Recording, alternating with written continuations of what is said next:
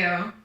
So, I know we talked about this before. I was really amazed how you become an early morning person, even though you told me you were kind of like a night owl before, or at least you were not that early morning before. How did that happen? I find that's really hard for myself to do. Honestly, it was kind of tricky. I had no choice really since like coming into grad school, like having so many classes and things early in the morning. I think when I was in college, it was definitely the late night studying, sleep late, take late classes. So definitely got into kind of a pattern that's hard to sustain once you get a job and whatnot. Yeah. So coming into grad school, I had that with, I just needed to make a change. And so trying to figure out how to do that best. Mm-hmm. So for me, part of the things that were really important were kind of setting up a schedule and sticking to it. So the most probably important parts to schedule there would be like just even what time you're going to sleep and waking up. Mm-hmm. Figuring out, how much sleep do I actually need so that you feel rested, and then kind of sticking to that piece of it. Okay. So just for the audience knowledge, so how big of shift did you do? Mm-hmm. I think we are all there either for school or for work, right? We stay up late, we have a lot of work to do, and especially the stress, what we're going to have to present the next morning. So it's very easy for us to prioritize work, study over sleep. And then now, what's your, like before and now, what that look like? What's the difference? Yeah, so I was actually pretty much a night owl. The definition of that. I think the earliest bedtime I'd ever had would be midnight. Oh, okay. Yes. Midnight or later. Or preferably later, if you're talking to a younger version of me. And then literally sleeping as late as I could.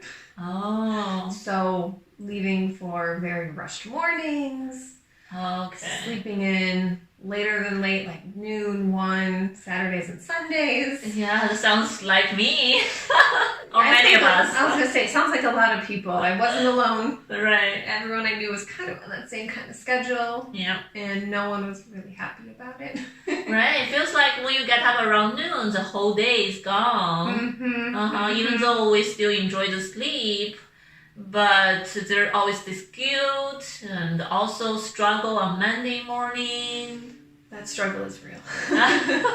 Yes. You're so used to, of course, staying up, sleeping later on the weekends, and then Monday rolls around and it's panic mode in the morning of, oh my gosh, how late can I sleep and still, be out the door on time?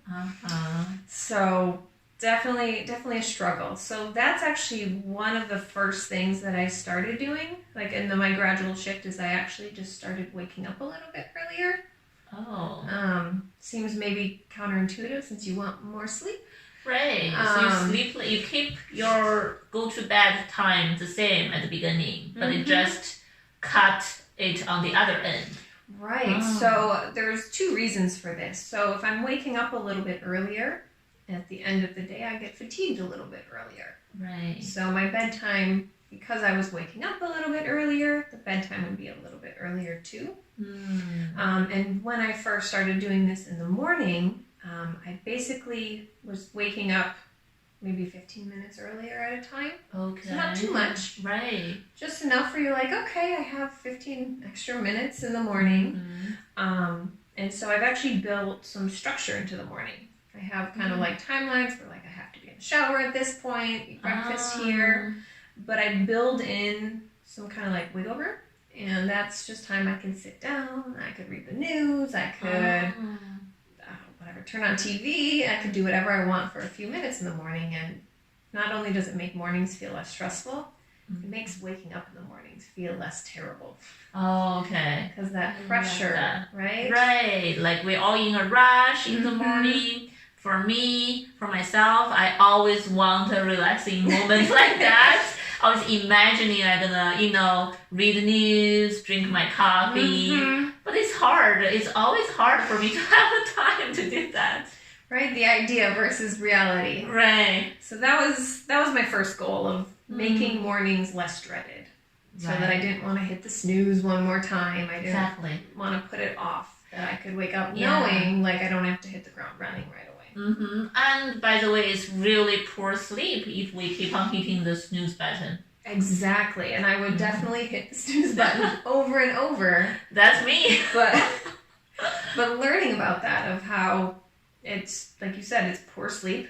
Mm-hmm. You're not actually, it feels nice in the moment, but you're not getting anything from it, but more fatigue, right? Mm-hmm. Yeah, more struggles, more fatigue, and guilt. Yep. Yeah, when you pass the time, you ideally want to get up. It's real. Struggle is so real. It is. Mornings are just tough. So that seemed to be kind of the first thing I needed to build into that. I really like it. I didn't want to dread it. Yeah, so in order to not dread it, 15 minutes a time and build a structure for yourself to make it more fun. Look forward to it. And that way, I know sometimes when mornings are rushed, you're hoping to get out the door with 2 shoes on your feet kind of mornings. I've been there. But that way, you're getting all your boxes checked and you're not rushed, you're calm, less likely to forget things or, have mismatching socks on, whatever it is. You're less likely to have that happen to you. So that piece was really crucial. Once I kind of got that started, it makes that shift gradual. Gradual is probably best. You don't want to do it very abruptly. But I started actually applying the same concept towards the nighttime too. Oh. So same thing of we all have a target bedtime, right? Right. Whether that actually happens or not. Oh. Okay. So I have a target, like not go to bed, but start calming down time. Where I actually get completely ready for bed, but I can still have me time or talk with my husband, read a book. Okay. Something relaxing. Something relaxing, enjoyable. meditation, something calming before bed to make the, oh my goodness, I need to get 8 hours, I should be asleep 2 minutes ago. Stress. Right. Almost guilt again of, oh man, I didn't do this right. So yeah, so not pursue how long the hours, really just focus on yourself, what you need, how you feel calm down, relaxed before bedtime. And the same kind of concept I use in the morning of building in that kind of extra wiggle time. I start getting ready probably a little bit before I need to, or at least the idea of it. So right now it sounds maybe silly and very different than my midnight bedtime, but when the clock hits 8 o'clock, I start thinking, okay, it's time to transition. I'm mentally not in, hey, it's nighttime mode, it's going to get ready for bed mode. Whether or not I do it at that moment is, okay, what am I doing right now? Right. But I know I kind of shifted to like, these are the next things on my to-do list is getting comfy clothes, etc. Right. And then I want to be kind of laying down by 9. You can see there's a lot of wiggle room in there. Right. A whole hour of like, we're calming down, we're switching gears. Right. Feels gradual, and then it makes the nighttime kind of process easier because you're already calm. Right. Time to sleep. Yeah. I love questions popping up right now. Go for it. So 8 to 9, right? So when this wind down period or this coming down period, how do you decide what to do? I think a lot of people do have that question, even they have this idea, oh, maybe I do need slow down, get my mind and my body ready. But often people are confused. What should I do with that 1 hour? That's a long time. Well, I first off just start off by making sure my basic needs are met. Am I hungry? Do I need a snack to rest well? So if I do, then of course that's next on my list. Am I physically comfortable? Like, do I have too many lights on? Is it too bright? Am I still wearing my work clothes? Time to get physically more comfortable. And if I'm still working on something, like if I'm writing, I'll switch over to something that doesn't take as much focus or concentration. Whether that's just perusing the internet or watching a show that, is not too heavy or deep.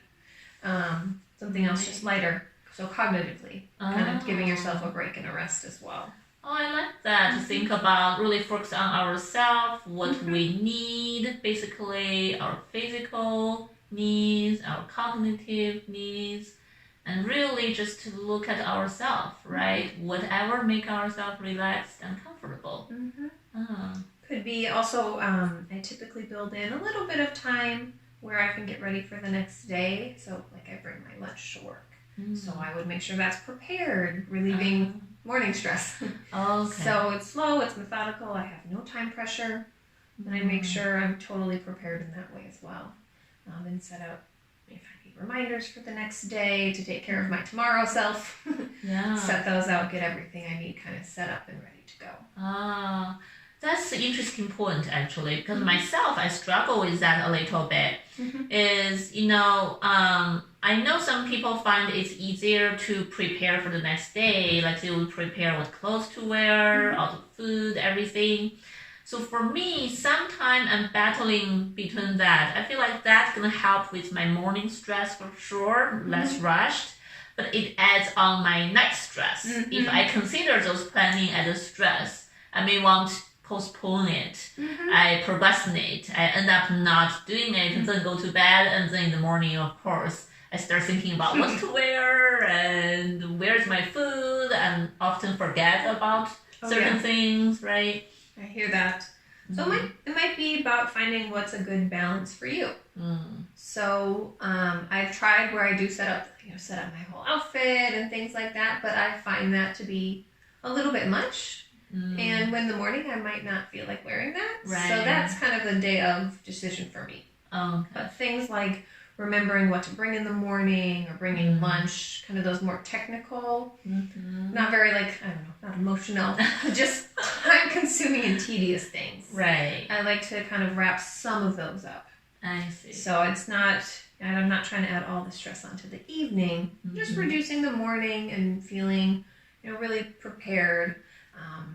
And a lot of those kind of activities, whether it be setting up clothes, getting snacks together, they're not exactly thrilling. So they kind of actually help you feel accomplished while helping you wind down at the same time. Right.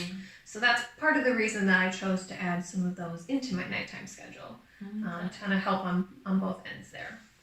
Yeah, that's great to really think about you are also taking good care of yourself the next day by planning out the food. And so now you just mentioned that you go to bed at 9, but sounds like years ago you went to bed like past midnight. That's a huge shift over the years. Very big. So it actually was pretty gradual over time.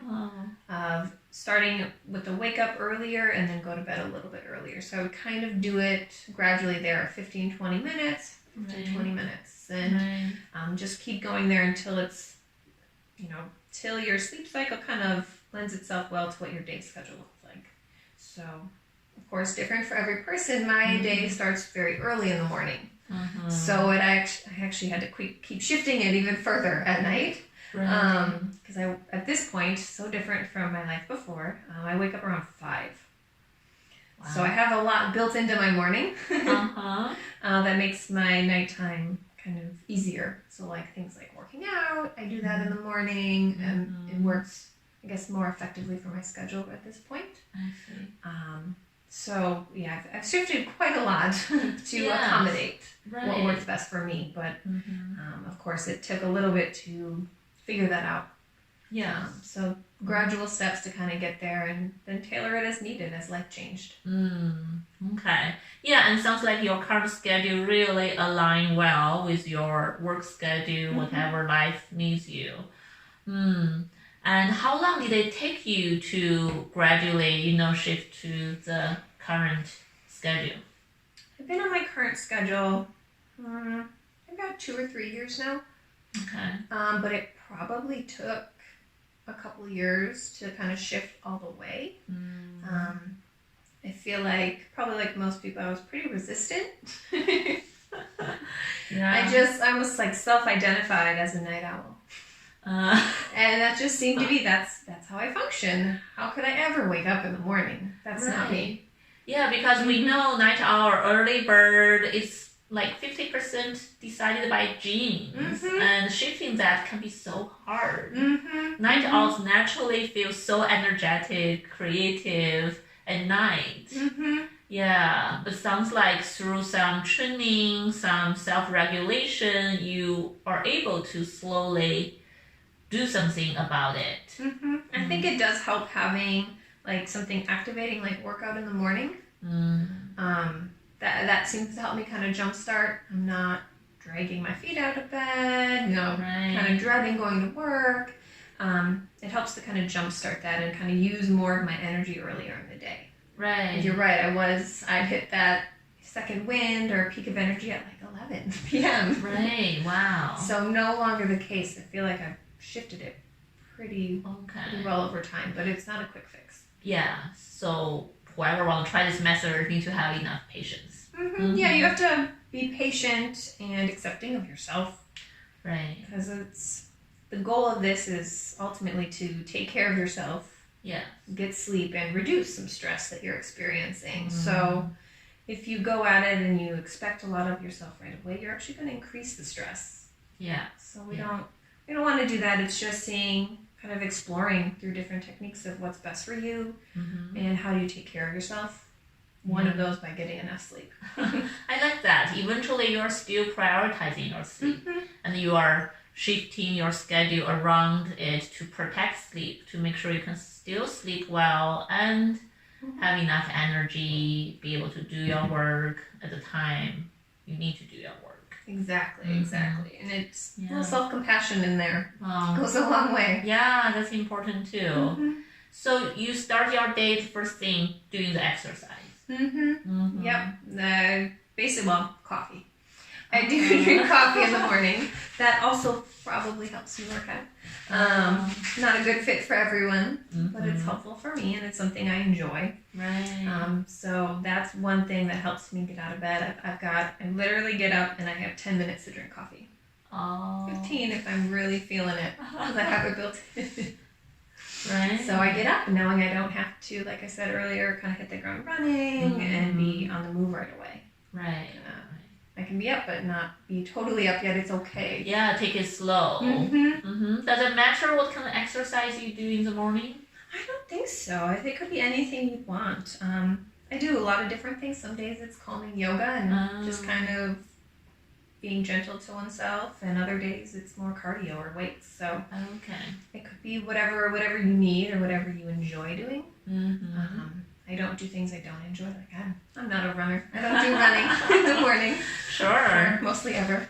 But yeah, I don't think it would matter as long as it's something that you feel okay about doing and that you feel good when you're done. Right. I like all this piece you are talking about, taking care of yourself. Feels like in this whole shifting process over the years, you really not only prioritize sleep, you also prioritize self-care, self-compassion. Yeah. I think that's probably been the biggest part, is because I was noticing when it was the other way and I wasn't getting enough sleep and I felt stressed about it and other things, that it wasn't really sustainable. And already being in the midst of stressful situations like graduate school or things like that, is that I did need to make that shift.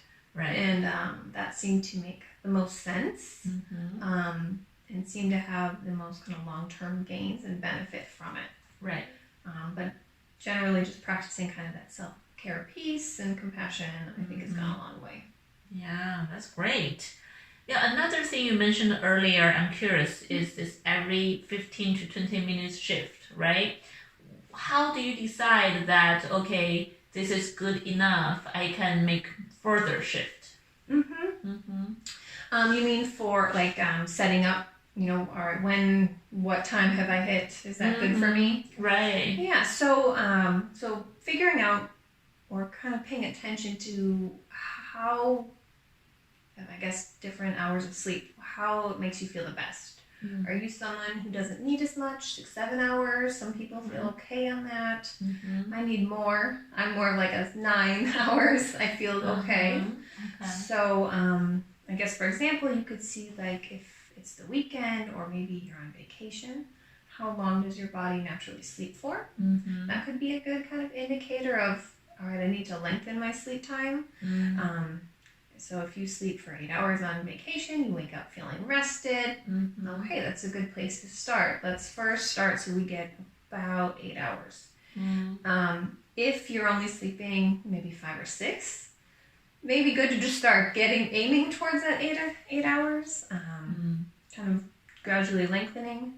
Any sudden change, as you know, sudden increase or decrease of sleep is not quite sustainable, and our bodies won't like that so much.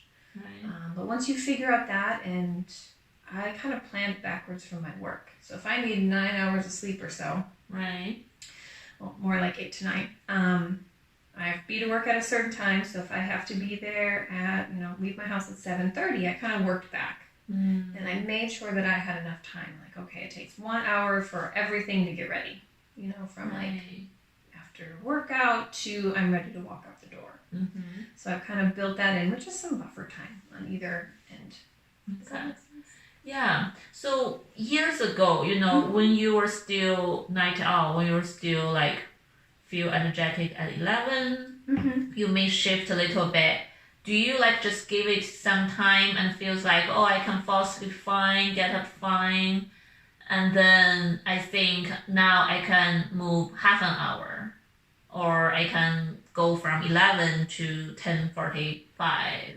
Yeah, I think so. If you're finding, okay, I'm still staying up later than I want, or I still feel rushed in the morning, I think it could make sense to continue shifting it a little bit. If there's more things that you would like to accomplish in the morning, say maybe you wanted to add a workout class or an online class, something in the morning that worked best for your schedule, I think it would be worth the effort to, if it's really something that would be helpful and beneficial to you, to work on shifting your sleep schedule for that. But as long as you're getting enough sleep and you're not feeling fatigued in the day, you're not stressing about it, I think that would be probably enough. Okay. Yeah, there's no perfect number, or it's not, Right. Can't say what's perfect for everybody, but just kind of trial and error of working through, seeing, do I feel rested? Do I feel okay here? Are there any issues that are coming up? Yeah. Problem solving that. Right, that's great to really figure out your own, what works for yourself, right? Yeah. Your own body, your own signals. So do you still need snooze button in the morning right now? I don't hit the snooze button. If I'm feeling sluggish in the morning, which of course happens to everyone, I'll do an extra 10 minutes sitting with my cup of coffee. Or maybe a second cup of coffee if I need it. But I build that in and just say, this is where I need to put that time today. I'm not awake enough. Okay. And maybe choosing like a lighter workout in the morning or things like that, where I can kind of take more time for myself to try to gear up and get ready for the day and get energized. So really make sure you always get up around the same time when the alarm goes off, and then build your needs other places. Exactly. If you're up and moving, you're going to start feeling better. Laying in bed, that sluggish feeling is going to continue. And you might fall back asleep, and as we mentioned before, all the guilt and everything that comes with it is not as helpful. So it's much better used, I think, at least for me. For me, it's better to use that time, something that I do enjoy doing, that's getting me up and moving in the morning. I see. That's great. Wow, that's not easy. Do you do that during the weekends also, at the same time? Pretty close. If I'm not feeling well, or if something, I'll let myself sleep more.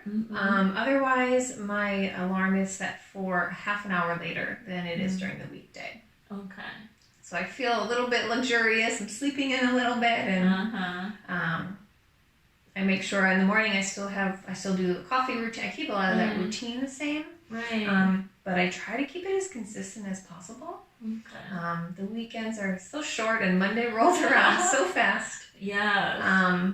That it makes Mondays better because I can sleep at my regular time. That half hour of sleep in the morning doesn't impact Sunday night. Right. So I still go to sleep about the same time and still can wake up okay on Monday morning. Yeah, it's so important, the consistency. Right? Exactly. Yeah.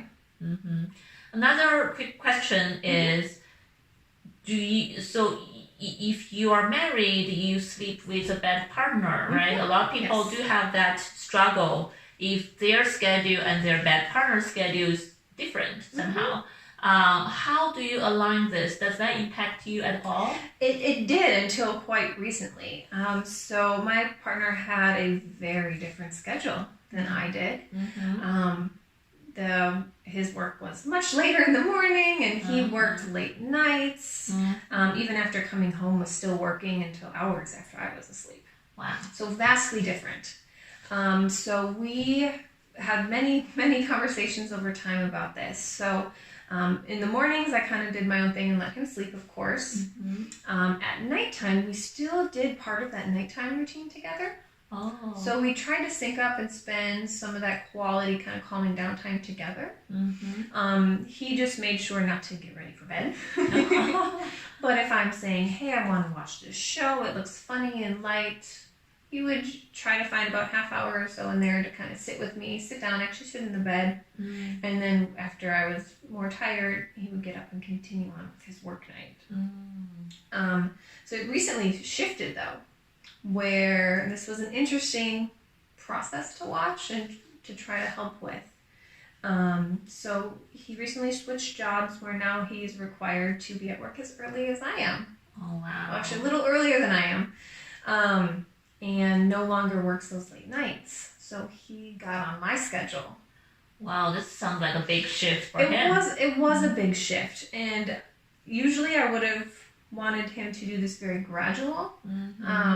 It worked out funny enough that we actually traveled internationally to the other side of the world. So when we came back, we were both very dysregulated in terms of what time we should sleep or be awake. Right. And so basically what we did after we got back, we slept for like a day. And then we immediately went to my schedule. We slept so that we were rested and immediately went to that schedule. In the first couple nights, we used melatonin to sleep. Oh. And so otherwise I wouldn't have wanted him to do it that intensely, that fast. Right. Several hours shift for him. It was a multi-hour shift. Wow. So we were visiting a place where it was opposite. Yeah. So we were both disoriented. So it made sense. Just hey, let's just go for it. Yeah, perfect timing. It was good timing. Right. But still have to against the biological. Still clock, working. right? Both of us working against our biology there. Right. So it was kind of not only difficult to get back to it, but for him to take on a brand new schedule he hadn't done before. And we're still fine-tuning for him of what activities to do when, because he's more of like an after-work workout person. So figuring out what hour is best for me to do this, when does it help, when does it hurt. So we're still actually in the process of that. Yeah, so I really like, even when your schedule are not aligned, you guys find time to spend quality, relaxing time together. So you got your wind down time, he got to spend time with you. And then he could do his work, you could sleep. Exactly. Right? And it sounds like there's a lot of respect to each other's need and space, both in the morning and at night there. And that was very important. When you're on such different schedules, I know this doesn't speak to sleep as much, but which is very important. Well-being, overall well-being, and relationship, right? Exactly. That was something that we were basically prioritized and said, this needs to happen. How are we going to make it happen? And it just so worked out that my bedtime wind down time was his break time. Yeah.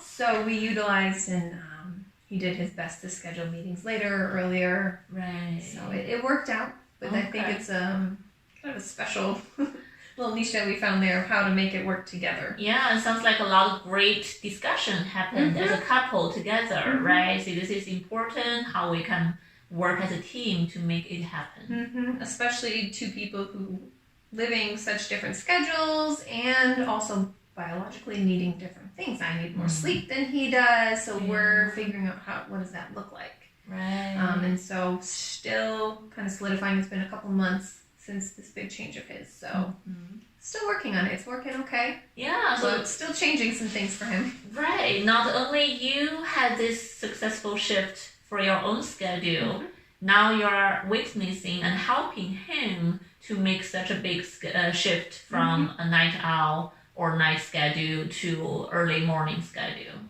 Wow, it's amazing, but it looks like it's totally doable. Yeah, I know clinically, sometimes when we treat sleep disorders, when we treat insomnia, we think that's actually really hard to do, which was hard. It took you years.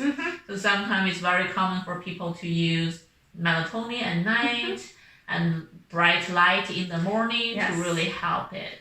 Yes, I think that's one thing. I don't think I mentioned that. When I do get up and I leave the bedroom and go to make coffee, I turn on all the lights. Just all of them.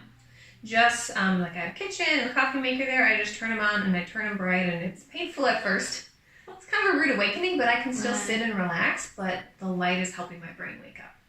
And I know that, and it's such a minimal effort thing to flip a couple extra light switches on. And I think that helps overall. Right. Okay. Yeah. So early morning, light, consistent schedule. Night, when things are really hard, and try melatonin a little bit. But really, the most important thing is to figure out your own body's schedule. Yep. The most important. How much sleep do you need, and what makes sense for your current lifestyle, jobs or other commitments, right? And how are you going to fit that in? Yeah. So kind of work backwards from there. Yeah. Decided. Great. Well, thank you very much. This is really helpful. I think it possibly can encourage a lot of audience who are having similar struggles, trying to figure out, or I can imagine some people already feel disappointed or hopeless with their own sleep situation, right? Yeah, it's stressful and it's doable. Right. If you're persistent and try to figure out, how do I take care of myself first? Sleep's a big part of that. Right. There are lots of different small things that you can do to get you there. Yeah. Wonderful. Thank you, Sarah, for coming to the show. Of course. Thank you, Sean. Thank you for watching our videos or listening to our podcast. If you like our show, please feel free to subscribe, like, and share it. If you have any questions or feedback, we would always love to hear from you. You can either email us or leave feedback on our website at mindbodygarden.com or directly under the YouTube video channel. Thank you very much for your company today, and hopefully to hear from you or have you with us next time.